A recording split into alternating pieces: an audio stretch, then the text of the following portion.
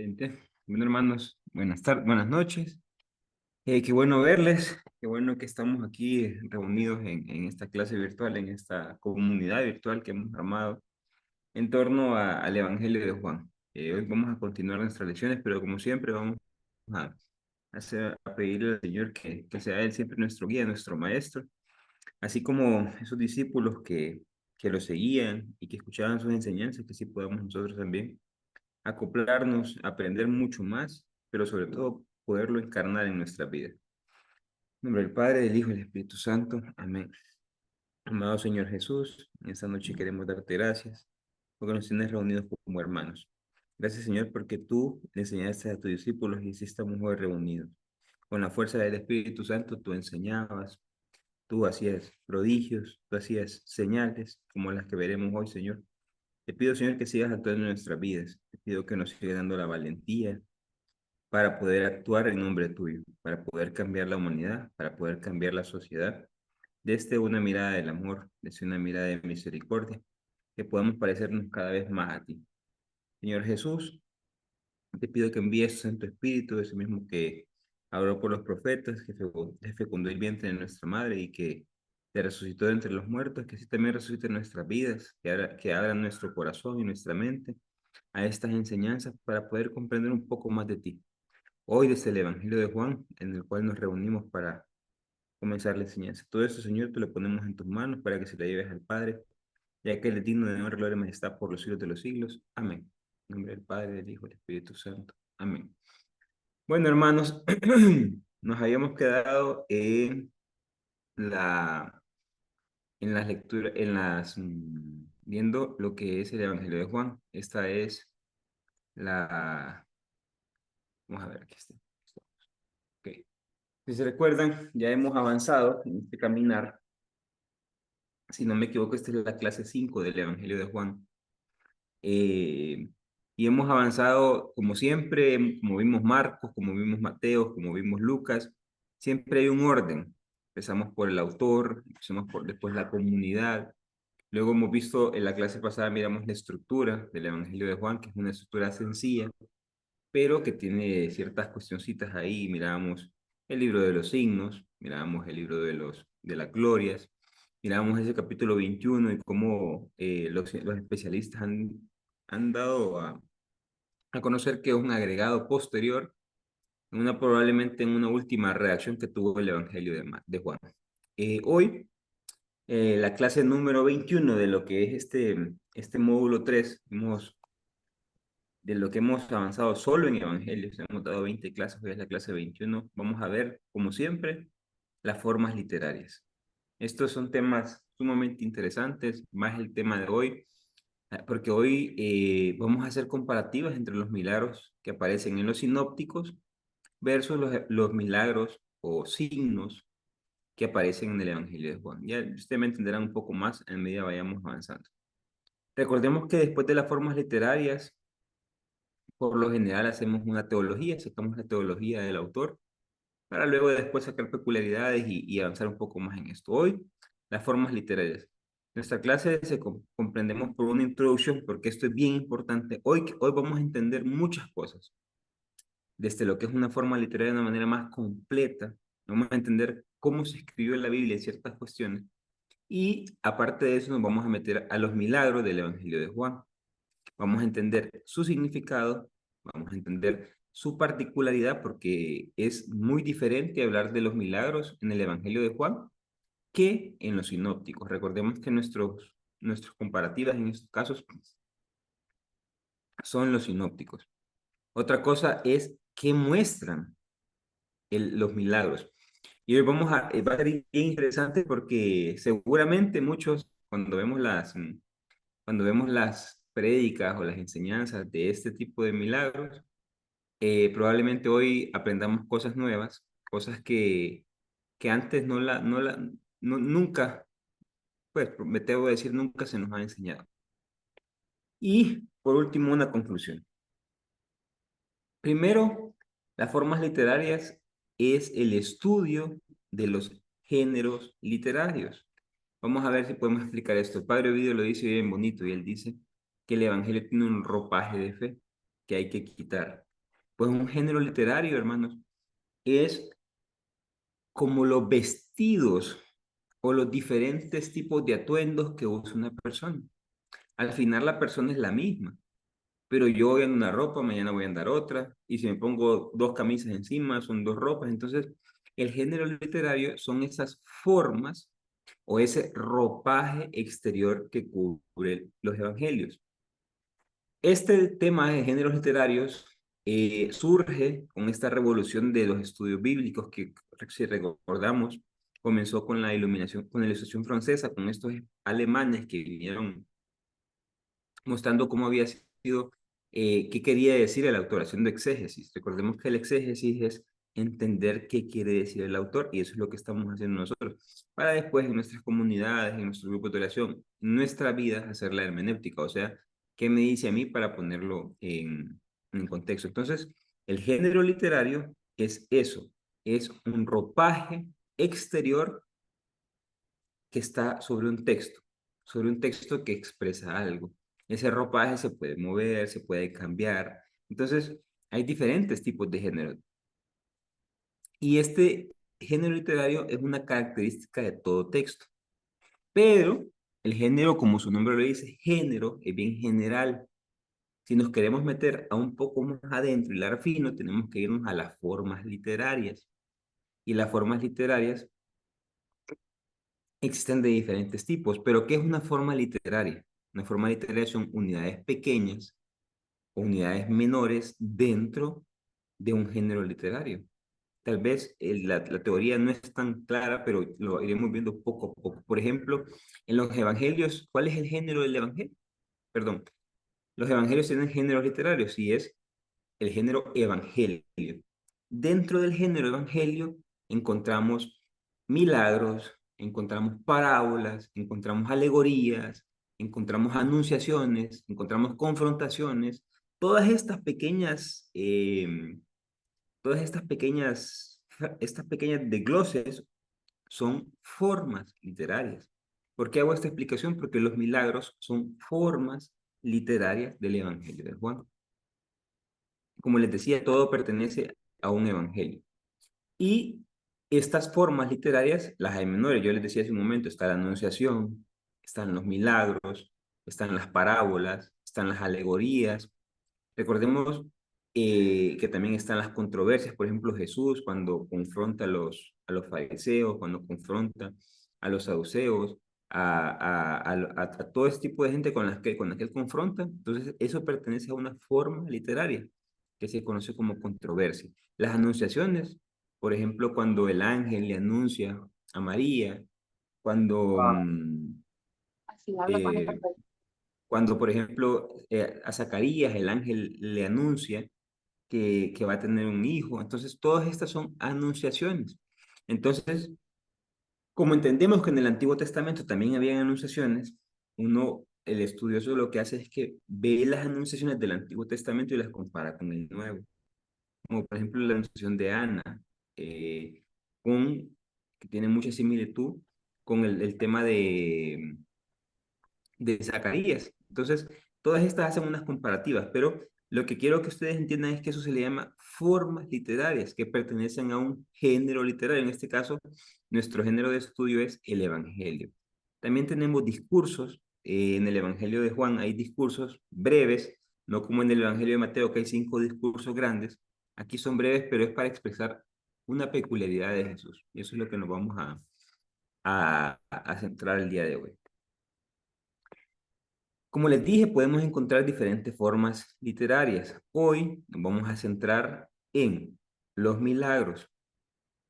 Vamos a ver un poco del tema de los discursos, pero ya les adelanto que por lo cargado que será la clase hoy, no vamos a poder entrar de lleno en los discursos. Lo vamos a dejar para la siguiente clase, al igual que las controversias. Hoy vamos a ver, como les dije, los milagros del Evangelio de Juan.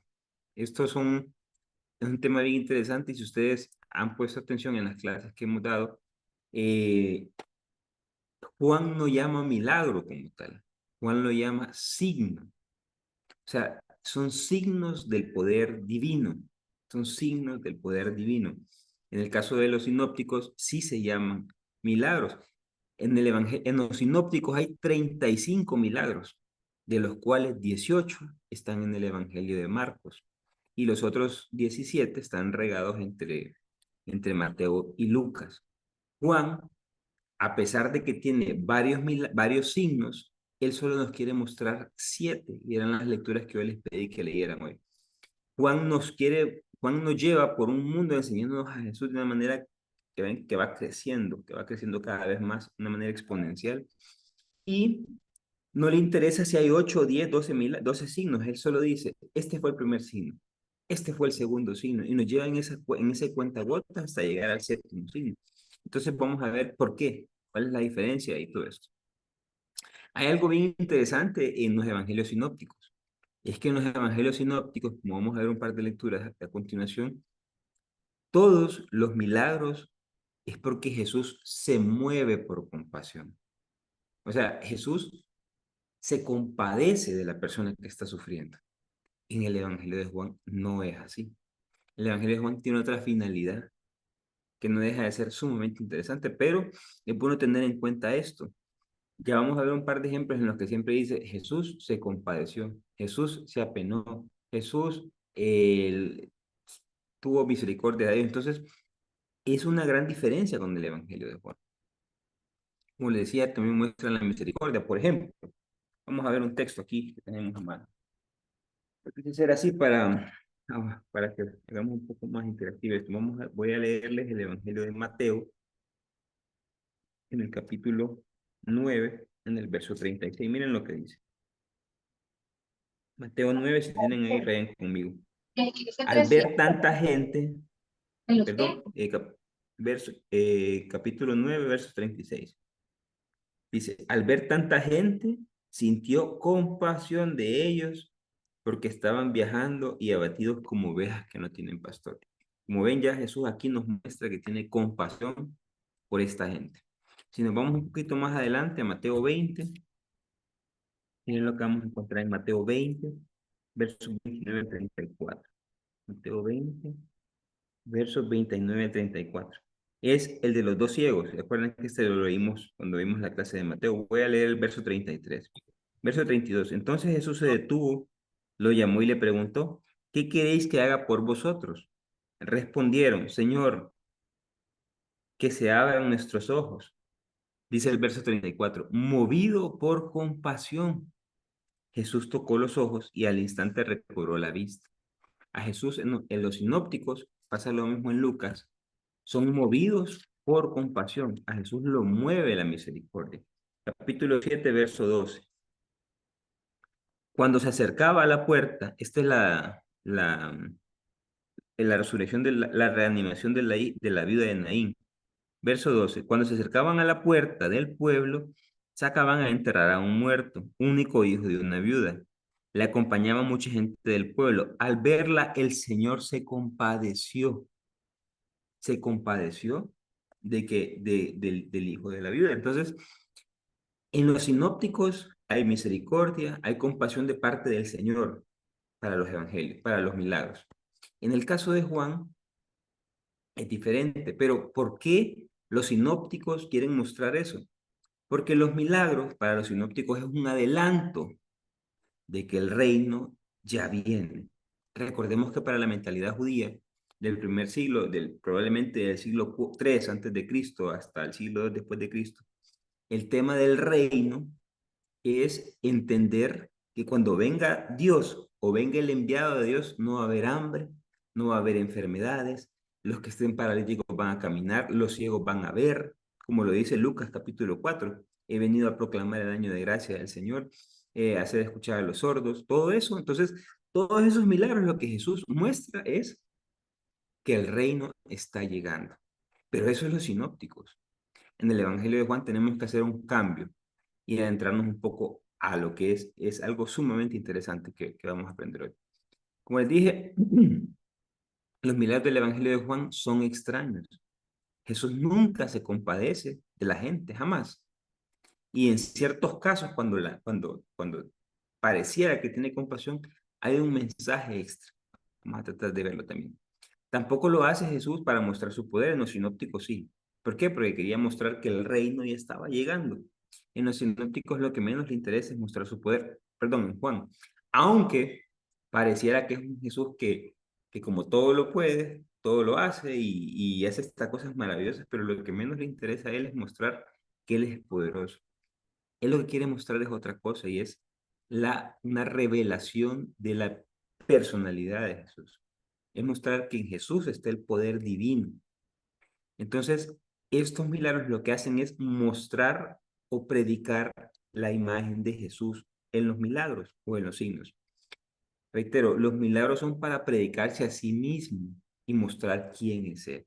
Son 7 milagros, son 7 signos del poder divino. Cada uno es como esas notas musicales, un increciendo, van subiendo poco a poco hasta llegar a la plenitud, que es como el signo más grande que hace Jesús. Cada uno de estos signos revela un aspecto de la personalidad de Jesús. Recordemos que estos son actos de revelación. No podemos tomarlos como los sinópticos, reitero, que son actos movidos por compasión o por misericordia o para mostrar que el reino ya está acá. Recordemos que para Juan el reino es Jesús. Eso es algo bien interesante que tal vez no hemos tocado, pero para los sinópticos, Jesús trae el reino. Entonces, la predicación principal de Jesús es el reino. Para Juan, Jesús es el reino. Entonces, la predicación de Juan es para mostrar a Jesús como el reino de Dios. Si entendemos esto que les acabo de decir, vamos a entender gran parte del Evangelio de Juan. Y lo voy a repetir. En los sinópticos, la predicación principal de Jesús es el reino de Dios. Ojo, el reino de Dios. ¿A qué viene de Jesús? A instaurar el reino de Dios, a predicar el reino de Dios, a predicar la conversión para el reino de Dios. En el Evangelio de Juan, no importa predicar el reino de Dios, como la figura que la mostraba Jesús en los sinópticos. ¿Por qué? Porque para Juan, el evangelista Juan, predicar a Jesús es predicar el reino. Vivir con Jesús es vivir con el reino. Aprender estos signos es entender que el reino de Dios ya está acá. Entonces, desde ahí hay un cambio, hay un adelanto teológico totalmente, un aumento inmenso, pues, inmenso. Entonces, cada uno de estos milagros tiene ciertas características. Entonces, dentro de las particularidades que tiene el Evangelio de Juan es que solo revela 7, como les dije, 7 son los milagros, a pesar de que el mismo Evangelio cuenta que hubieron más signos. Miren esto, en Juan los milagros reflejan la persona de Jesús. Recordemos que la persona de Jesús simboliza el reino de Dios y tienen que constituir un número perfecto. Recordemos los números para el judío es sumamente importante. 7 significa plenitud. Entonces, por eso Juan no le importa mencionar 8, ni 6, ni 10, no, quiere 7, porque 7 es la plenitud.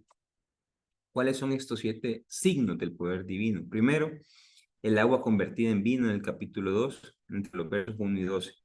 Luego, la curación del hijo del funcionario, capítulo 4, versos 43 y 54. No los vamos a leer, pues eso fue la tarea que quedamos. Sumo yo que ya la habrán leído y si no, pues la pueden leer después. La curación del paralítico de Betsatá, capítulo 5, del verso 1 al 18. La multiplicación de los panes, capítulo 6, versos del 1 al 15. La caminata sobre las aguas, en el verso 6, capítulo 6, del verso 16 al 21. La curación del ciego de nacimiento en la piscina de Siloé, capítulo 9, versos del 1 al 38.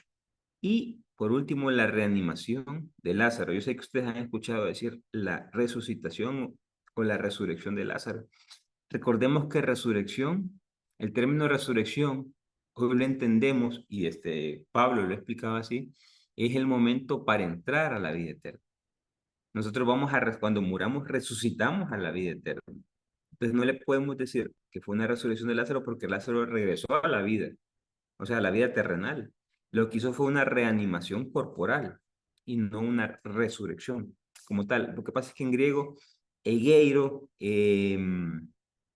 no hay una diferencia. Entonces, es más, resurrección como tal, el término no estaba, tuvieron ellos que acuñarlo y darle unas formas, pero eso es para otra charla. Pero entendamos que la resurrección de Lázaro no es resurrección, sino reanimación. Entonces, vamos a ver estos 7 signos. Como les dije, El Evangelio de Juan solo revela 7 signos, lo cual nos da a entender, ojo, que es un número artificial. O sea, hay un propósito, hay un propósito. Aquí estamos viendo la intención del autor. Y la intención del autor no es, porque ustedes me pueden decir la pesca milagrosa, Roger, y los demás signos que dice el Evangelio que hizo, que no, que entonces yo les puedo decir, sí, pero es que el autor nos quiere mostrar 7, y recordemos que la pesca milagrosa es un milagro adicional de un capítulo adicional que, valga la redundancia, se agregó después de la redacción final del evangelista. Ese capítulo 21 probablemente fue añadido por la iglesia madre en su momento. El Evangelio de Juan hace pues, varias menciones de que hay más signos, pero lo que Juan nos quiere mostrar solo son 7. Miren lo que dice en el Evangelio de Juan, capítulo 2, verso 23. Dice lo siguiente: mientras estuvo en Jerusalén por la fiesta de las Pascuas, muchos creyeron en su nombre al ver signos que realizaba. Ya nos está mostrando de que no solo hizo 7, sino que hizo un montón más. Miren lo que dice Juan 6:2. Y mucha gente le seguía porque veían los signos que él realizaba en los enfermos, mostrando más signos. Luego, Juan 11:47. Juan 11:47. Miren lo que dice. Entonces los sumos sacerdotes y los fariseos convocaron consejo y se preguntaban, ¿qué hacemos? Es cierto que este hombre realiza muchos signos. Y así también en el capítulo 20, que es la conclusión, el verso 30, cuando dice que Jesús hizo muchos signos que no están en los libros. Pero lo que nos está mostrando, y quiero que ustedes vean, es que, porque a veces nos preguntan, ¿y cuál fue el primer milagro que hizo Jesús? Y muchos decimos la boda de Caná. La boda de Caná, y lo quiero decir así directamente, no es un milagro histórico, sino que es una forma literaria. Y muchas veces nos hacen decir un montón de cosas, que María estaba ahí y que no sé qué. Y hoy vamos a ver cuál fue la intención del autor. O sea, ¿por qué el autor pone eso? Y desde mi perspectiva es puramente cristológica y es bellísimo. Y eso es lo que vamos a tratar de adentrarnos el día de hoy. Aparte que el autor quiere mostrar algo extra, quiere mostrar ese plus. ¿Por qué? Porque recordemos que esos signos son reveladores del interior de Jesús. No son actos por poder ni por misericordia, sino es para mostrar a Jesús. Entonces Él siempre hace una cosa extra. Siempre hay algo que la saca del estadio, por decirlo así, pues.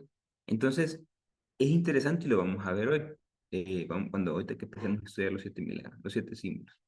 Como los milagros representan a Jesús, el evangelista quiere mostrar que Jesús es siempre sorprendente. Jesús siempre es nuevo, trae cosas nuevas y a la vez hace cosas sorprendentes. El autor del Evangelio de Juan está enamorado de Jesús. Así de sencillo, está enamoradísimo de Jesús y él quiere que su comunidad se enamore igual que él. Pero la comunidad de Juan tiene un problema y probablemente la que nos pasa a muchos de nosotros. Se han quedado con el mero gesto físico, con la mera acción física. Y Juan quiere que ellos trasciendan.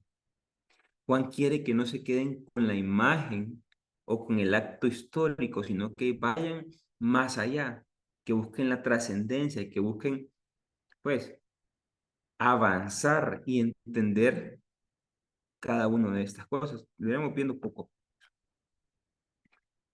Jesús en la última cena afirma que hizo hechos sorprendentes que nadie más ha hecho. Y eso lo vemos en el capítulo 15, verso 24. Esto para decir que Jesús es siempre sorprendente, que lo que hace Jesús no lo hace nadie. Nadie. Eso es lo que nos quiere mostrar el evangelista en este caso. Significa que en el tiempo de Jesús había mucho taumaturgo. Taumaturgo es la persona como el curandero, como la persona que podía hacer ciertas recetas o con ciertas oraciones levantaban a las personas. Recordemos que no pensemos que en el tiempo de Jesús nos pasaba que igual que nosotros, que la medicina estaba avanzada. tiempo de Jesús la medicina era muy poca, muy paupérrima. Entonces, hoy, como sabemos muchas enfermedades, entonces ya cada enfermedad tiene nombre. Pero en aquel momento, una ceguera era un demonio, una sordera era un demonio, un epiléptico era un demonio. Entonces, hoy con la medicina avanzada, ya esas cosas ya no son demonios, sino que entendemos que hay una enfermedad atrás de ellos y es por eso que hoy ya no hay tantos casos como eso, pero en aquel momento habían personas que se dedicaban a sanar. Incluso había personas que cuando alguien había muerto, lo llamaban para ver si lo podía reanimar. ¿Por qué?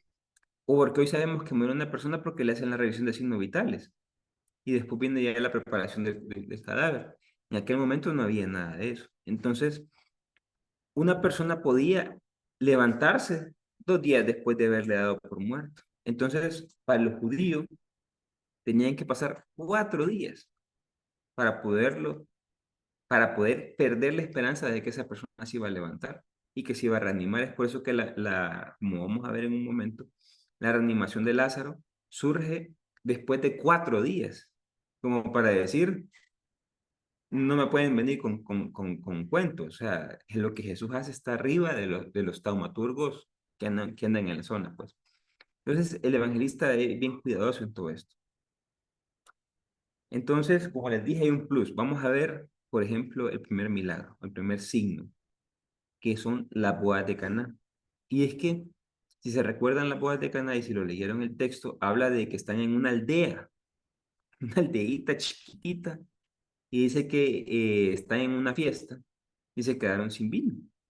Y la madre le dice a Jesús, no tienen vino, y él le dice, mujer, ¿qué quieres que haga? No ha llegado mi hora. Pero hay algo interesante. Y es que Jesús hace aparecer 600 litros de vino. Imaginémonos ahorita 600 botellas de vino. Yo creo que en ninguna boda de, qué sé yo, de 200 personas, 300 personas se van a consumir eso. Y imagínense la aldeíta que era Caná, que era aldeíta que se contaban, que tal vez unas 40 50 personas, tal vez de toda la aldea. Y que Jesús muestre 600 litros de vino para una aldeíta. Y no solo eso, que ellos tengan 6 tinajas destinadas para la purificación de los judíos. Si el judío lo que hacía era cuando iba al mercado se lavaba desde la punta del dedo hasta el codo. Entonces agarraban un poco de agua, se limpiaban porque según ellos había que purificarse. Entonces que hayan 6 vasijas de barro y que después eso lo convierte en 600 litros, eso lo que está dando es un plus importante. O sea, estamos usando algo no descabellado, sino que la saca del estadio. Como les digo, ninguna casa de Caná, al ser una aldeíta, podía tener tinajas de 100 litros, no digamos 6 tinajas. Lo que el evangelista está mostrando es que Jesús es sorprendente. Jesús hace más cosas de las que uno espera. Y eso pues, nos dice muchas cosas a nosotros. Luego el siguiente milagro, la curación del hijo del funcionario real. Este señor ha venido de Cafarnaúm a Canaán. 35 kilómetros ha recorrido este hombre. Y le dice, mi hijo está enfermo, y Jesús le dice, vete, tu hijo se ha sanado, para mostrar que Jesús cura a distancia.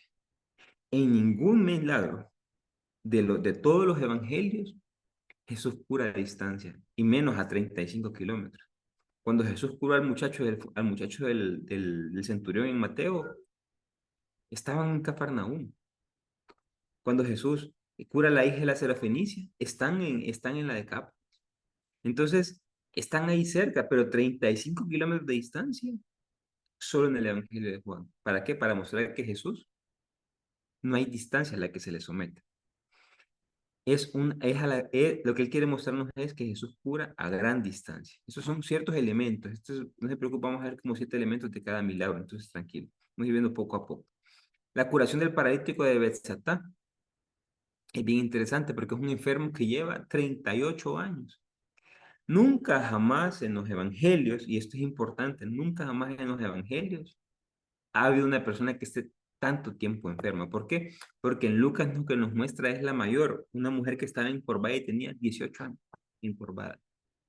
Pero el evangelista, Lucas, lo que quiere mostrar es que Jesús, 38 años después, puede seguir curando. O sea, si ustedes están mostrando si ustedes están observando lo que el evangelista está mostrando es que para Jesús no hay nada imposible. Ni la distancia, ni el lugarcito que está, ni el tiempo, no hay nada. Y así, ese es un plus que monta, mostrando que no hay, pareciera como que el evangelista tenía los textos a mano, pero la verdad es que no los tenía, pero él quiere dejar como una constancia de que Jesús supera cualquier límite entendido. En la multiplicación de los panes, este es un milagro que está en los 4 evangelios, pero solo Juan apunta un detalle. Por eso vamos a leer el capítulo 6. Voy a leer el evangelio de Juan capítulo 6, los versos 5 y 6. Miren lo que dice. Al levantar Jesús los ojos y ver que venía hacia él tanta gente, preguntó a Felipe, ¿dónde nos procuraremos panes para que coman esto? Se lo decía para probarle, porque Jesús ya sabía lo que iba a hacer. En los sinópticos Jesús no sabe lo que van a hacer. Y en el Evangelio de Juan Jesús ya sabe qué es lo que va a hacer, mostrando ese conocimiento previo de las cosas, conocimiento que supera cualquier ser humano. Luego la caminata sobre las aguas. Si bien es cierto, esto es un milagro que tanto Mateo y Marcos lo tienen. Probablemente Mateo le copió a Marcos y Lucas no lo quiso poner. Pero solo Juan apunta a un detalle. Y si nos vamos al 6:21, dice, quisieron recogerle en la barca, pero enseguida la barca tocó tierra en el lugar donde se dirigían. O sea, ven que Jesús camina sobre las aguas, ellos están en medio del mar y ven que Jesús camina sobre las aguas y de repente lo quieren montar para llevarlo a la orilla y de la nada están en la orilla. Son detalles increíbles los que muestra el Evangelio de Juan. No nos está mintiendo, lo que está mostrando es que Jesús es la guía, que Jesús es la guía del discípulo, que quien sigue a Jesús llega a puerto seguro. Y eso es lo que hace Jesús, llevarlo a puerto seguro. Entonces, esos detalles siempre los eh, muestra ese plus de Jesús. Luego tenemos la curación del ciego de la piscina de Siloé. Aquí quiero hacer un paréntesis. La piscina de Siloé, saben que la arqueología hoy ya la descubrió y está en Jerusalén. Por este tipo de cosas, es que se entiende que el redactor del Evangelio de Juan vivía en Jerusalén, conocía muchas tradiciones, conocía muchos lugares de Jerusalén que coloca en su Evangelio. Por ejemplo, la piscina de Siloé. Esa la pueden buscar en YouTube, pueden buscar Moria, con H al final, Moria Center, piscina de Siloé. Este se llama el profesor Ariel Horowitz, y ahí él sale explicando cómo le encontraban la piscina de Siloé, que no hace mucho lo encontraron. Entonces, acá muestra algo, un ciego de nacimiento.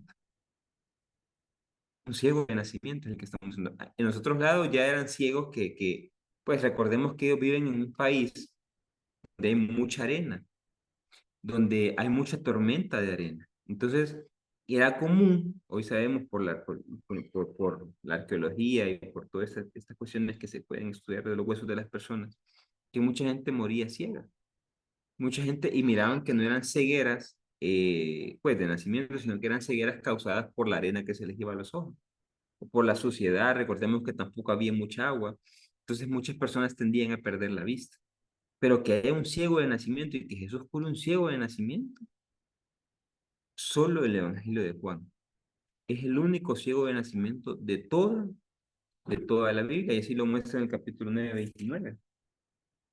Vamos a ver, miren lo que dice el capítulo 9:29.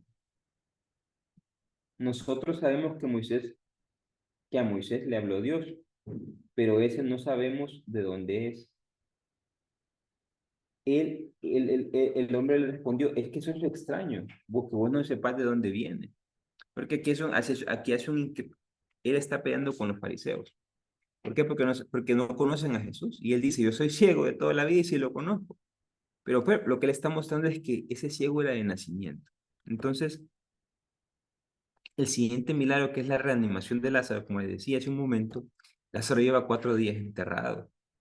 Y para el entendimiento judío, 4 días el hombre ya estaba oliendo mal, estaba en etapa de putrefacción. Entonces, en la etapa de la calaverina, que empieza a descomponerlo.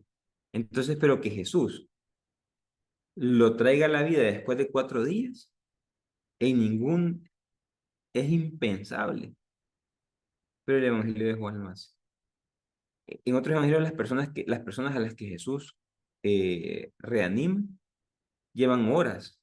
Por ejemplo, cuando la hija de Jairo, dicen que Jesús ya viene con Jairo a la casa a donde está la niña, y salen los sirvientes de Jairo y le dicen, ya no molestes al maestro, tu hija ha muerto. Y le dice Jesús, ven, vamos, o sea, está cerquita. Y Eva está calientita, por decirlo así, perdón la expresión, pero todavía está probablemente ahí calientita. Entonces, ya con Lázaro eran 4 días. Por eso es que la hermana le dice, lleva 4 días para mostrar de que Lázaro estaba bien muerto. Entonces, eso lo encontramos en el capítulo 11, lo vamos a una leidita, versos 39 y 40. Dijo Jesús, quitar la piedra. Marta, la hermana del muerto, le advirtió, Jesús, perdón, Señor, ya huele, es el cuarto día. Entonces ya ellos ya habían perdido toda esperanza alguna. Entonces, ¿para qué? Para mostrar que Jesús siempre está por encima de cualquier milagro que alguien haya hecho. Entonces, otro de los aspectos importantes que muestran los milagros es que Jesús siempre tiene la iniciativa. No siempre, ya lo vamos a ver. En cuatro de 7, Jesús siempre tiene la iniciativa. En los sinópticos, es a Jesús que le piden los milagros. Hijo de David, ten compasión de mí. Cuando llega el leproso y se le hinca y le dice, si quieres puedes sanarme. Entonces, siempre ellos le piden a Jesús y Jesús accede por compasión, por misericordia. En el caso de Juan es diferente. Por ejemplo, acá, que este es el leproso de Marcos, si quieres puedes limpiarme. En Mateo 15:25, Señor, ten piedad de mí. En Lucas 8, cuando le dice que la hija de Jairo, Jairo va y acude a buscar a Jesús. Si se fijan en todos, hay alguien que está buscando a Jesús, mientras que en el Evangelio de Juan es diferente. Jesús lo hace por propia voluntad. Jesús no pretende ayudar a la gente. Jesús lo que pretende es hacer una revelación de su poder. Cualquiera puede decir que egocéntrico este Jesús, que narcisista. La verdad es que recordemos que estos no son milagros históricos. Lo que el autor quiere mostrar es algo más de la personalidad de Jesús. El autor quiere que dejemos de estar pensando en el hecho material y superemos y vayamos a la trascendencia. Es por eso que él siempre, en este segundo ejemplo que muestra que Jesús siempre tiene la iniciativa. Y lo vemos claro en 4 casos. Por ejemplo, la curación del paralítico, en Juan 5:6. Vamos a ver Juan 5:6. Dice, Jesús viéndolo, dice, había ahí un hombre que llevaba 38 años enfermo. Jesús viéndole tendido y sabiendo que llevaba ya mucho tiempo, le dijo, ¿quieres recobrar la salud? Se fijan, el enfermo está tendido en el suelo, pero es Jesús el que después de ver 38 años ahí, le dice, ¿quieres recobrar la salud? Aquel no le ha pedido absolutamente nada. Jesús se presenta en la multiplicación de los panes. Juan 6, del 5 al 10. Miren lo que dice. Al levantar Jesús los ojos y ver que venía hacia él tanta gente, preguntó a Felipe, ¿de dónde nos procuraremos para poder dar, para que coman todos estos? Se lo decía para probarlo, porque él ya sabía lo que iba a hacer. Felipe le contestó, 2 denarios de pan no bastan. Entonces vino Andrés y le dijo al hermano de Simón Pedro que había otro muchacho. Pero si veían el texto, Jesús levantó la vista y ya sabía que les tenía que dar de comer. Y ya sabía lo que iba a hacer. Jesús, es más,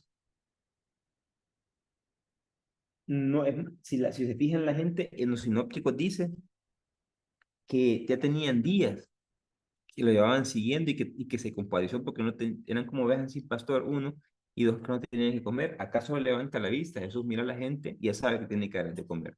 ¿Por qué? Porque Jesús mostrando ese aspecto de su personalidad. Cuando Jesús camina sobre las aguas, dice, cuando había remado unos 25 a 30 estadios, vieron a Jesús que caminaba sobre el mar y se acercó a la barca, sintieron miedo. Jesús ellos nunca pidieron ayuda de Jesús, es Jesús el que se acerca, es Jesús el que llega a la barca, siempre mostrando la iniciativa en estos milagros. En la curación del ciego de nacimiento, en el capítulo 9 verso 6, miren lo que dice. Dicho esto, dice, mientras estoy dice, vamos a irle un poco más atrás. Verso 4, verso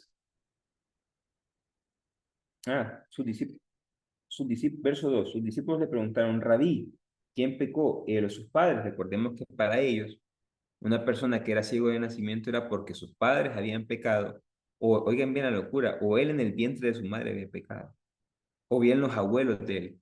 Y lo que estaba era pagando un pecado que él tenía o pecados que ellos tenían, por lo cual Dios lo había mandado ciego a este mundo. Todavía hay gente que cree que Dios sigue actuando así. Para que haya nacido ciego, respondió Jesús, ni él pecó ni sus padres, es para que se manifieste la gloria de Dios. Mientras es de día tenemos que trabajar en las obras del que me ha enviado. Cuando llega la noche nadie puede trabajar. Mientras estoy en el mundo, yo soy la luz del mundo. Dicho esto, ojo, dicho esto, escupió en tierra, hizo barro con la saliva y untó el barro de los ojos al ciego. El ciego jamás le dijo que lo cure, los discípulos tampoco. Es más, es una pregunta que le hacen a Jesús y Jesús contesta y actúa. ¿Para qué? Para mostrar que todo viene por iniciativa. Pero hay tres milagros en los que sí piden que intervenga. Uno es la boda de Caná, la otra vez el hijo del funcionario y la otra es las hermanas de Lázaro. Aquí es bien interesante porque esta gente, en el caso de la boda de Caná, que es su madre, pide que intervengan por la, fie- por la fiesta. En el caso del muchachito del hijo del funcionario, es el hijo del funcionario el que busca a Jesús. Y en el caso de las hermanas de Lázaro, si se recuerda en el capítulo 11, lo que hacen es mandar a buscar a Jesús y decir, mi hermano está enfermo. O sea, a Jesús le avisan que Lázaro está enfermo, no que ha muerto, sino que está enfermo. Pero entonces Jesús, cuando pasan estas cosas, Jesús tiene una manera de reaccionar un poco rara, y es que Jesús se niega a entrar a realizar el milagro. Cuando la madre le pide que no hay vino, y le dice, ¿qué tengo yo contigo, mujer? Todavía no ha llegado mi hora. Entonces, él está mostrando que como que se rehusara. Jesús le respondió, ¿qué tengo yo contigo, mujer? Todavía no ha llegado mi hora. En el caso del funcionario pasa igual. Entonces Jesús les dijo, si ustedes no ven señales y prodigios, no creen. Y en el caso de las hermanas de Lázaro, al oír Jesús dijo, esa enfermedad no es de muerte, es para la gloria de Dios. Se quedó 2 días más en el lugar donde se encontraba. O sea, Jesús estaba, no sé si saben, pero Jesús estaba en una fiesta. Entonces Jesús, no, como de entrada, como que se rehúsa a querer hacer el milagro. ¿Por qué? Porque Jesús siempre va a dar un plus, siempre va a dar un extra. Pero imagínense esto, pero como los solicitantes del milagro siguen insistiendo, Jesús termina realizando el milagro. Pero lo hace de una forma espectacular, no como ellos pensaron ni como ellos lo pidieron. En el caso de la boda de Caná, la madre pidió un poquito de vino para una aldea pequeña. Jesús que le da 600 litros de vino. Ojo, el mejor vino, el vino más exquisito. Es tanto que el maestro Sala le va a preguntar al novio que por qué dejó el vino mejor para el final. Jesús no solo da vino, no solo da en cantidad, sino que da de calidad. El hijo del funcionario, o sea, Jesús ni está en el pueblo, sino que está lejos.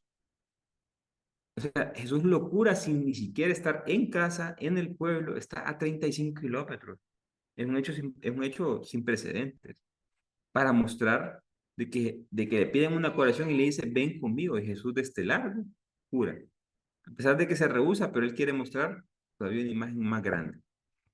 Las hermanas de Lázaro. Lo llaman porque Lázaro está enfermo. Y Jesús dice, no, no lo voy a curar, lo voy a reanimar, lo voy a traer de la muerte.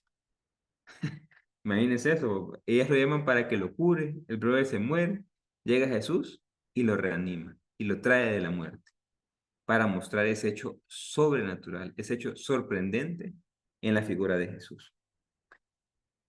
Hasta acá hemos visto tres peculiaridades, vamos a ver la cuarta, y es que el Evangelio de Juan, como les dije al inicio, no llama milagros, sino que lo llama signos, signos del poder divino.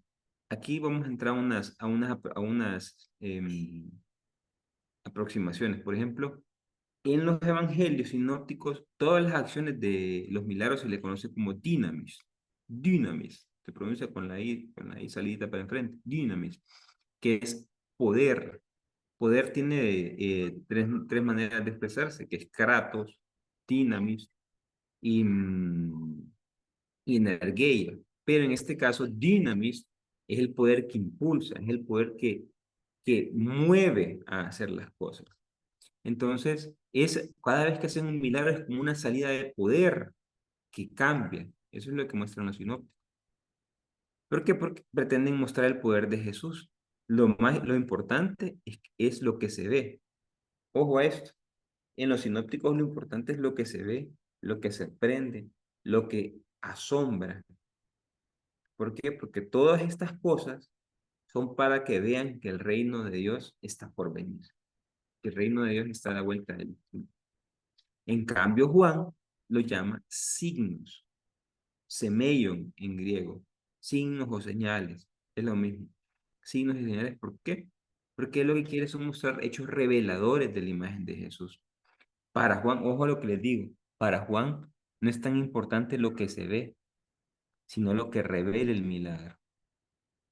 Y esto es sumamente importante. Esto nos va a ayudar a nosotros a trascender. Si entendemos que Juan lo que nos quiere mostrar es que no es la acción, y ustedes ven los milagros y dicen qué fantásticos, qué hermosos, qué increíbles, pero Juan no quiere que se queden en eso. Juan quiere que vayan más allá y que encuentren la acción o lo importante, la parte reveladora de Jesús. Miren lo que dice la conclusión en el verso 30 del capítulo 20. Jesús realizó en presencia de sus discípulos otros muchos signos que no están escritos en este libro. Estos han sido escritos para que crean. Esa última parte. Estos han sido escritos para que crean. O sea, los 7 que están explicando es para, recordemos que ese verso en griego es sigan creyendo, sigan creyendo. Los 7, y está diciendo la conclusión, los 7 que he escrito, como quien dice, para que sigan creyendo en el poder de Dios y no se queden con el hecho material, con el hecho tangible. ¿Por qué? Porque los signos en el Evangelio de Juan son una autorrevelación del poder de Jesús. Son una revelación. Y aquí tiene, por ejemplo, otra de las peculiaridades que tiene, es que siempre llevan un discurso explicativo, un discurso para explicar por qué. En los sinópticos no pasa eso. En el Evangelio de Juan tiene que hacer esta explicación para poder explicar el trasfondo, o sea, el sentido del signo. Por ejemplo, al curar al paralítico, explica que no lo realiza para beneficiar a un enfermo, porque pues ahí había un montón. Si se recuerdan, estaba lleno, pues, porque estaban esperando que la piscina se agarrara olas, como que supuestamente bajaba el ángel con la curación y entraba el ángel y las aguas se ponían turbias y en ese momento había que meterse en la piscina para poder quedar sanado. Habían muchos ahí y él solo agarra uno. ¿Por qué? Porque lo que él quiere mostrar es que Jesús es igual que Dios. Jesús trabaja los sábados y así lo dice en el texto. ¿Por qué? Vamos a ver si podemos explicar esta parte. Para el judío, el sábado siempre seguían naciendo niños, seguía saliendo el sol, seguían pasando las cosas, salía la luna, salían las estrellas, o sea, el mundo seguía funcionando. Y como para el judío todo lo que sucedía venía de Dios, entonces si sigue pasando es porque Dios trabaja. Pero como Dios trabaja, yo no puedo trabajar, yo no puedo trabajar como Dios, yo tengo que tener descanso, porque yo no soy igual que Dios. Que Jesús cure en sábado, lo que está mostrando es que Jesús es igual a Dios. Que Jesús ha venido a mostrar a Dios acá. Entonces, eso es lo que quiere mostrar el mensaje, ese milagro, ese signo. El signo de que Jesús trabaja en sábado porque como él mismo lo dice, mi padre y yo trabajamos en sábado. Al multiplicar los panes, no fue para calmarles el hambre, si para empezar nadie dijo que tenía hambre, sino para revelar que Él es el pan de vida, que Él es el que le da, el que alimenta a nuestro ser, que Él es el que nos da la fuerza para seguir adelante. Eso es lo que quiere mostrar, más del elemento tangible o el hecho de que le dio de comer es que Él es el alimento. Quien se alimenta de Jesús avanza. Y recordemos que en nuestra querida Iglesia Católica nos alimentamos de Jesús en la Eucaristía, con la lectura de la palabra, en la comunión con los hermanos, donde dos o tres se reúnan, ahí estoy yo. O sea, ahí, en esa parte, nos alimentamos de Jesús. Recordemos que Jesús es el pan de vida. Eso es lo que quiere mostrar el mensaje. Al curar el ciego, lo hace para mostrar que Él es la luz del mundo. Mundo se tiene que entender se puede entender de varios sentidos. En uno de ellos es como la ausencia de Dios. El mundo como la ausencia de Dios. Entonces, donde no está Dios o donde está ausente Dios, ahí está Jesús. Entonces, Jesús es la luz de mi mundo, la luz del mundo donde no está Dios. Donde no está Dios o donde no ha llegado Dios, ahí está, ahí tiene que llegar Jesús para que Él sea la luz del mundo. Por eso este empieza a ver después por todas las opresiones. Recordemos algo, y es que las cegueras, y esto se lo voy a decir, las cegueras en toda la Biblia, lo que están mostrando es un signo de opresión. En el Antiguo Testamento, tanto en el Nuevo Testamento, cualquier ceguito que aparece, lo que está mostrando detrás del trasfondo del mensaje es una persona que está siendo sometida por la religión de su tiempo, sometida por la sociedad de su tiempo. Que Jesús sane a un cieguito, es que Jesús ha liberado a esa persona del yugo, de la religión, de las leyes, de todo eso que lo hacían incluso el paralítico también funciona de la misma manera. Entonces, este, Jesús llega para ser la luz del mundo en este mensaje, para mostrar la liberación de las personas oprimidas. Al resucitar a Lázaro, pues no es para devolverle la vida, porque Lázaro siempre se iba a morir. O sea, imagínense qué terrible hubiera sido que Lázaro al morir se va al cielo y se va con Dios. Y viene Jesús y lo trae de ahí, lo devuelve a la vida. Y Lázaro, que me imagino enojado, ¿va? O sea, eso no es ese el sentido del mensaje. Lo que el evangelista quiere mostrar es que Jesús, el que cree en mí, dice Jesús, tiene vida eterna. Y aunque muera, seguirá viviendo. O sea, la vida eterna consiste en creer en Jesús. Ojo, creer en Dios, creer en Jesús.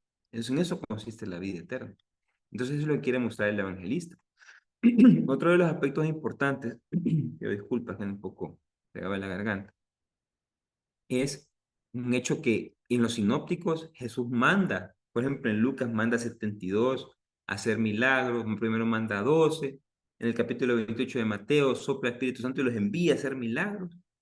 eh, Cada vez que Jesús los manda, siempre vienen alegres, contándole cómo se sometían los demonios, que hacían curaciones. En el Evangelio de Juan, Jesús nunca, jamás manda hacer signos. ¿Por qué? Porque es que los signos en el Evangelio de Juan son para mostrar la identidad de Jesús. Y ningún discípulo puede mostrar la identidad de Jesús, solo el mismo Jesús. Es por eso que en el Evangelio, por ejemplo, en Lucas 9, todo esto que les voy dando acá, es cuando Jesús manda a sus discípulos, ellos van, hacen lo que tienen que hacer, las misiones que tienen que hacer, las curaciones, todo lo que hacen, vienen alegres, contando todo lo que ha pasado, pero en Juan no pasa nada. En Juan nunca Jesús manda a hacer un milagro. ¿Por qué?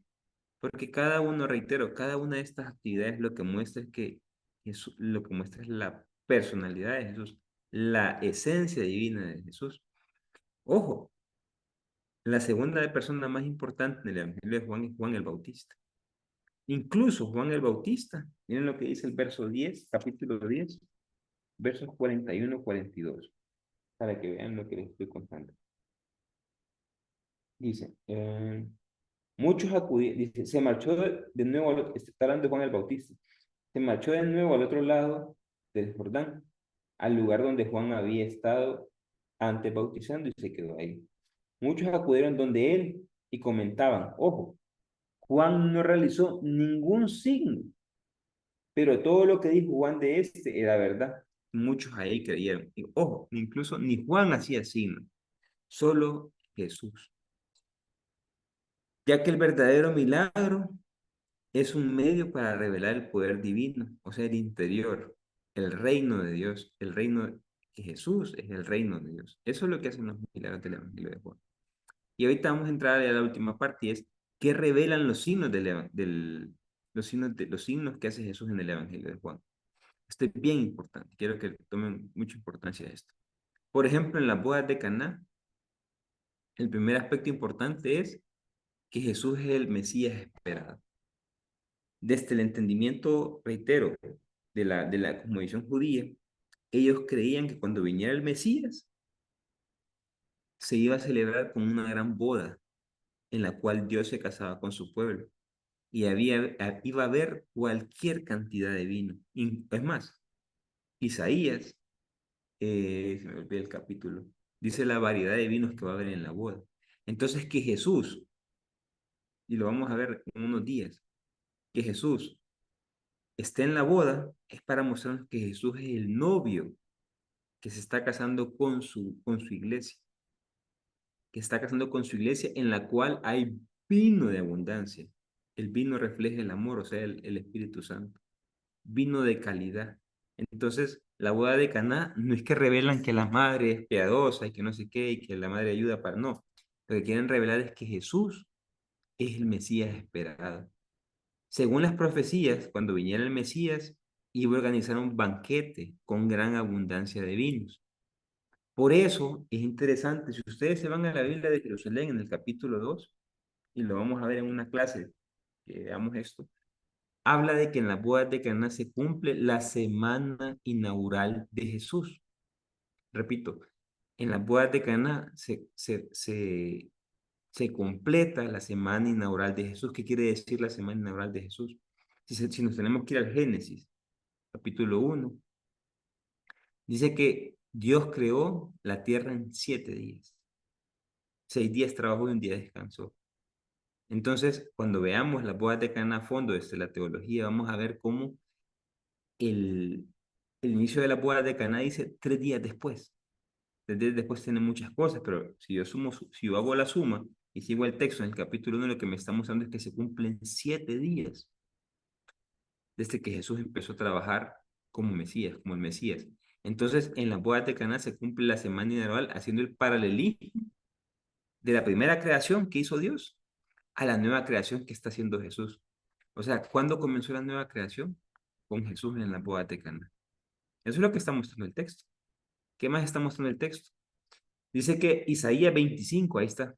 Ahí sale la lista de vinos que van a haber en las bodas. O sea, no es cualquier vino. Por eso es que el maestro Sala se asuste cuando le dice, este vino tan delicioso, ¿por qué no lo sacaste antes? ¿Por qué? Porque lo que estamos mostrando, y reitero, la idea central es, este texto es eminentemente cristológico, porque lo que quiere mostrar es que Jesús es el Mesías esperado. Claro, al texto le podemos sacar perspectivas mariológicas y lo vamos a hacer. Podemos sacar perspectivas de liderazgo, podemos hacer un montón de cosas. Pero el texto, como idea central, lo que está mostrando es la cristología. Y la cristología es que Jesús es el Mesías esperado. El siguiente milagro es la curación del hijo del funcionario real. Revela que Jesús es la salud de los que llevan una existencia menguada y disminuida.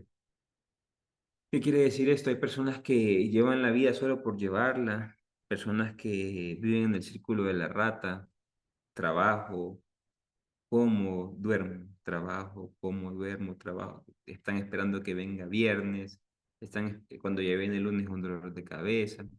Esas personas que viven una vida menguada, una vida sin plenitud, lo que está mostrando el texto es que quien tiene la respuesta a esa vida es Jesús. Y a mí la verdad que ese fue el milagro que me pasó. Yo llevaba esa vida. Y cuando me encontré con el Señor, pues esas cosas cambiaron. Y ahí fue donde yo encontré que en mi vida no era menguada ni disminuida, sino que tenía que ser plena. Jesús hace recuperar las fuerzas y la vitalidad. Eso es lo que estamos en el texto. La verdad es que eso es lo que quiere decir el autor, pues. Jesús es la salud del enfermo. Jesús es la salud de los enfermos. Porque los que llevamos una vida como la que yo llevaba, estábamos enfermos. No estábamos cumpliendo la voluntad de Dios. Definitivamente el encuentro con el Señor cambia vidas. Juan 5, del 1 al 18, es la curación del paralítico de Betsatá. Jesús aquí asemeja con Dios, está curando en sábado. Como les dije en ese momento, ellos creían que solo Dios podía trabajar. Y que Jesús sana en sábado, es que Jesús está trabajando. Y lo que está haciendo Él es asemejándose a Dios. Ya nos lo ha dicho el texto del Evangelio. Quien ve a mi Padre, quien ve a Dios, quien me ve a mí, ve a mi Padre. Él se está asemejando a Dios. Y entonces por esa razón Jesús puede trabajar en sábado. Y es aquí donde dice Juan 5, 16, 17. Eh, Juan 5, 16, 17. Por eso los judíos perseguían a Jesús, porque hacía estas cosas en sábado. Pero Jesús le replicó, mi padre sigue trabajando y yo también trabajo. Está poniendo el nivel de Dios, entonces que estaban maleados. Un total que lo querían matar por todo esto. ¿Qué más tenemos aquí? La multiplicación de los panes. Recordemos, y lo vamos a ver, creo que lo vamos a ver todavía, no tengo muy claro, pero Jesús hace mostrar y habla del primer pan que comieron sus padres, dice, del maná, de ese pan que, no se, ese pan que se comía y se acababa, porque era pan físico que yo me lo comía y después lo desechaba. Eso es lo que está mostrando, es que él es un pan bajado del cielo y es el pan que da el verdadero alimento del hombre. Y miren lo que dice Juan 6:26. Jesús le respondió, en verdad os digo, que vosotros me buscáis no por lo que habéis visto, no porque habéis visto signos, sino porque habéis comido pan y os ha saciado. Y dice después, no trabajes por alimento perecedero, sino por el alimento que permanece para la vida eterna. Comer, alimentarse de Jesús, es alimentarnos para vivir en la vida eterna. Y recordemos que la vida eterna comienza aquí. Imitándonos a Jesús a superar la materialidad y pasar a lo trascendente. Y esto es bien interesante. Los sacramentos de la Iglesia Católica son trascendentes. El sacramento está constituido por el elemento trascendental que dura toda la vida, incluso en la vida eterna, y está el rito. En la Eucaristía lo que tenemos es un rito, pero imagínense, hay lugares donde el sacerdote tiene que ir una vez al año. Esa gente tiene que entender y vivir la Eucaristía de manera trascendental, porque solo una vez van a tener el hecho material para comerlo, pero ellos saben que pueden seguirse alimentando de una manera trascendental que supera la materialidad en ese hecho trascendente. Eso es lo que quiere el Evangelio de Juan, que no nos quedemos, pues está bien, pero no nos quedemos con el hecho material, sino que avancemos al hecho trascendental. Jesús es el alimento del hombre. Cuando Jesús camina sobre las aguas, capítulo 6 revela que Jesús, y esto es bien interesante, como les dije, Jesús está en el medio y de repente ya lo lleva a la orilla. Eso es lo que está mostrando, es que Él es la guía del discípulo. Jesús lo que muestra es que Él camina cerca de la iglesia, como el Papa Francisco lo dijo. Aquí estamos en una sola barca, o remamos juntos o nos hundimos. La iglesia es la barca, la iglesia siempre va a reflejar la barca. Entonces, que Jesús lleve la barca a puerto seguro es porque Él guía la barca hasta un lugar a salvo, así como le dice el capítulo 6 versos 20 y 21. Y esto es lo que nos muestra que Jesús es la guía del discípulo. Luego tenemos, ya vamos a ir terminando, hermano. Pido disculpas, ya vamos a ir terminando. Juan 9 versos 1 al 38, la curación del ciego de la piscina de Siloé. Aquí es igual, Jesús lo asemeja como Dios que trabaja en sábado, pero la idea central es que Jesús es la luz del mundo. Recordemos que el mundo se puede entender desde diferentes aspectos. Lo podemos entender desde la oscuridad o la falta de Dios. Un mundo como ese lugar que en nuestra sociedad está alejado de Dios. Se puede entender mundo como nuestro entorno, ¿Y quién llegó? No todo el mundo, decimos nosotros, y uno dice, ¿cómo van a caber en la casa? No, pero es que llegó a la familia, llegó a los cercanos, no sé qué. Entonces podemos entenderlo de esa manera también. Entonces, de esas realidades, Jesús es la luz. Jesús es la luz de las familias. Jesús es la luz en esos lugares donde no conocen a Dios. Es ahí donde está Jesús. Entonces, Jesús lo que está mostrando es que es la luz del mundo, incluso para la gente que no lo conoce, como eran los judíos que nunca creyeron en Él.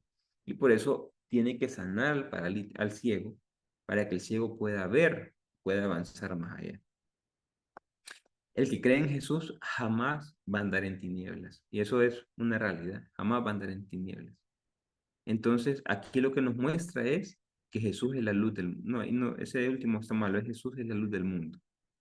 Jesús es la luz del mundo. Esos son los aspectos importantes de lo que nos quiere mostrar el Evangelio de Juan. Nos hace falta uno, y es la reanimación de Lázaro. Y este es como, si ustedes se fijan, cada vez va más arriba. Primero fue que Jesús era el Mesías, luego fue que Jesús fue la salud de los enfermos, luego fue avanzando hasta llegar a la reanimación de Lázaro. ¿Qué nos quiere mostrar en la reanimación de Lázaro? Que Jesús es la resurrección de los muertos. La resurrección. Quien cree en Jesús ya resucitó. Eso es lo que dice el texto. Quien cree en mí jamás vivirá, jamás morirá. Y yo soy la resurrección y la vida, dice. Quien cree en mí jamás morirá. Entonces lo que estamos usando de Jesús es que quien cree en Él empieza a vivir la vida eterna. Y podemos decir, gracias a Jesús, hoy nos damos cuenta que después de esta vida hay más vida. Que la muerte, como dirá Pablo en 1 Corintios 15, no tiene la última palabra. Muerte, dónde está tu aguijón? Dice Pablo en 1 Corintios, para decir que la muerte fue vencida por Jesús. Quien cree en Jesús seguirá viviendo. Y eso es lo que muestra el texto. Que todo el que haya muerto volverá a vivir. Esto se acaba, pero la ganas de trascendencia o la sed de trascendencia que llevamos nosotros, eso no se acaba. Eso seguiremos viviendo en la vida eterna seguramente, eso es más que seguro. Y todo el que cree en Jesús vivirá para siempre, aunque muera, como le dice en Juan capítulo 5. ¿Qué es lo que está mostrando? Que Jesús es la resurrección y la vida. Entonces hacemos un resumen para ir viendo. Primero fue que en la boda de Caná Jesús era el Mesías esperado. En la curación del hijo del funcionario, Jesús es la salud de los enfermos. En la curación del paralítico de Betsatá, Jesús es igual a Dios. En la multiplicación de los panes, Jesús es el pan del hombre o el alimento del hombre. La caminata sobre las aguas, Jesús es la guía del discípulo o la guía de la iglesia. La curación del ciego de la piscina de Siloé es que Jesús es la luz del mundo. Y en la resurrección de Lázaro, la reanimación de Lázaro, Jesús es la resurrección y la vida. Cada uno de estos va hilando más fino y va subiendo, y va subiendo, y va subiendo. O sea, este libro del Evangelio de Juan, a pesar que tiene casi 2000 años de haberse escrito, es un libro con una calidad, con algo espectacular. Realmente son inspirados por Dios. De esta forma, el Evangelio de Juan ha ido preparando a sus lectores, va a ir mostrando quién es Jesús. Lo que más miedo le da al ser humano es la muerte. Ese es el miedo de los miedos. Y con el Evangelio de Juan nos damos cuenta que quien cree en Jesús no morirá jamás, seguirá bien. Entonces, si se fijan, el evangelista está mostrando el miedo más grande se acaba creyendo en Jesús. Entonces, es una cristología sumamente elevada, sumamente elevada. Y ya como para ir cerrando, vamos a ver las conclusiones de esto. Pero les digo, imagínense si hubiéramos visto las discusiones y si hubiéramos visto las controversias, no hubiéramos acabado. ¿Qué podemos decir de conclusión? Ustedes pueden sacar sus propias conclusiones, estas son mis conclusiones. Entonces, ¿qué podemos decir de esto? Que no podemos ver los milagros de los evangelios sinópticos como lo vemos con el evangelio de Juan. Son totalmente diferentes. Como hemos sacado elementos los sinópticos, Jesús se mueve por compasión, por misericordia, mientras que en el evangelio de Juan Jesús se mueve diferente. Jesús está mostrando el reino con sus acciones. Jesús no es que está mostrando que viene el reino, es que Jesús es el reino. En los sinópticos los milagros muestran el poder de Jesús, es decir, son una muestra del poder de Jesús. En el Evangelio de Juan son unas muestras del signo del poder de la persona de Jesús. O sea, muestran que el reino ya está acá y que Jesús es el reino. Quien conoce a Jesús conoce la vida eterna y entra en el reino. Entrar en el reino, en esa dimensión del reino, podemos decirlo así, es entrar en la vida eterna. O mejor dicho, conocer a Jesús es entrar al reino, y entrar al reino me asegura la vida eterna. Podríamos resumirlo en esas tres frases. Conozco a Jesús, entro al reino. Entrar al reino me lleva a la experiencia de la vida eterna, que la vida eterna es aquí. Podemos comenzar la esta. Hay otra cosa, y como les dije al inicio, el Evangelio de Juan pretende que los lectores, sus lectores, incluso nosotros, no nos quedemos con el hecho material, sino que vayamos más allá. Estos, como les dije al inicio, no son milagros históricos, sino que hay un mensaje, un trasfondo. ¿Para qué? Para que la persona no se quede con el hecho material. Muchos de nosotros le seguimos pidiendo a Dios milagros, le seguimos pidiendo todos los días. Yo recuerdo hace unos meses que murió un tío y decía a mi tía, yo le pido a Jesús un milagro sobrenatural. Le pido a Jesús un milagro sobrenatural, yo decía, no le pida eso. Pero, buenas noches, amor, perdón. Pero eh, él decía que muchos seguimos pidiéndole a Dios milagros, en vez de pedirle a Dios que nos dé la fuerza para nosotros hacer esos milagros. En la iglesia pedimos a cada rato por la paz del mundo, por el alimento para las personas, en vez de pedirle a Dios que nos dé la fuerza, el coraje para traer paz a este mundo. La fuerza y el coraje para darle alimento a quien no tiene que comer. La fuerza y el coraje para poder ir a ver a los enfermos. La fuerza y el coraje para no quebrantar nuestro brazo. La fuerza y el coraje para tener justicia y dar justicia. Seguimos pidiéndole a Dios que cambie el mundo. Y Dios quiere que nosotros seamos humanos. Dios quiere que nosotros cambiemos el mundo. Eso es lo que quería el evangelista de Juan. Lo que quería era que descubriera a Jesús dentro de él y que Jesús lo llenaba con el poder para poder hacer hechos extraordinarios y encontrarse con Dios en ese momento. Yo creo que viendo esta perspectiva, nosotros, bueno, a mí en lo personal me queda muy claro de que tenemos que avanzar un poco, ir soltando esa idea del materialismo y empezar a ver en los milagros de Jesús que realmente es Dios el que nos ha dado todo el poder a nosotros. Nos ha dado su Espíritu Santo para poder cambiar el mundo. Este mundo no va a cambiar si nosotros no lo cambiamos. Y eso comienza cambiando por mí mismo para después cambiar a los demás. No puedo pedir a cambiar a los demás sin cambiarme a mí mismo. ¿Cómo me cambio a mí mismo? Aceptando a Jesús. Si yo acepto a Jesús, insisto, acepto el reino. Y si yo acepto el reino, estoy cambiando la sociedad. Entonces, que así como los discípulos del Evangelio de Juan pudieron entender esto, que podamos nosotros también comprenderlo, que podamos vivirlo y que nos ayude a ser mejores cristianos en una sociedad pues, que ustedes ya ven que está bien difícil, sociedad que está quebrada, quebrantada, pero somos nosotros los cristianos, somos la luz del mundo. ¿Por qué? Porque llevamos la luz del mundo dentro de nosotros. Amadísimo Padre bueno, yo quiero darte gracias por este día, Señor. Gracias por estos milagros. Gracias porque nos motivan a trascender, Señor. Gracias, Señor, porque sabemos que nunca nos has dejado solos.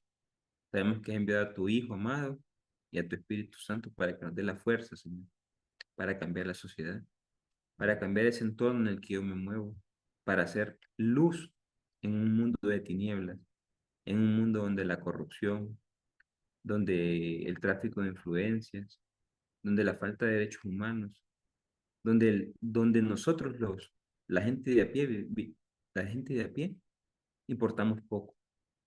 Señor, te pido que podamos ser nosotros, los cristianos, los que entendemos estos mensajes, que podamos cambiar la sociedad.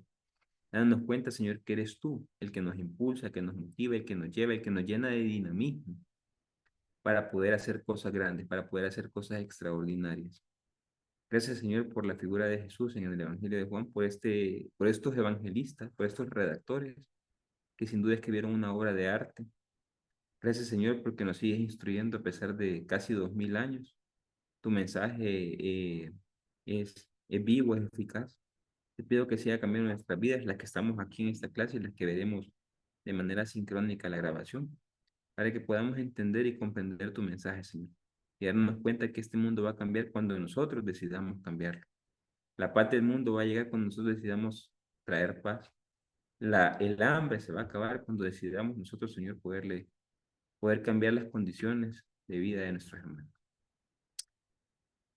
Padre bueno, te queremos dar gracias y queremos saludarte como el mismo Señor Jesús nos enseñó y decimos juntos, Padre nuestro que estás en el cielo, santificado sea tu nombre, venga a nosotros tu reino, hágase Señor tu voluntad en la tierra como en el cielo, danos hoy nuestro pan de cada día, perdona nuestras ofensas como también nosotros perdonamos a los que nos ofenden, no nos dejes caer en la tentación, mas no de todo mal, amén.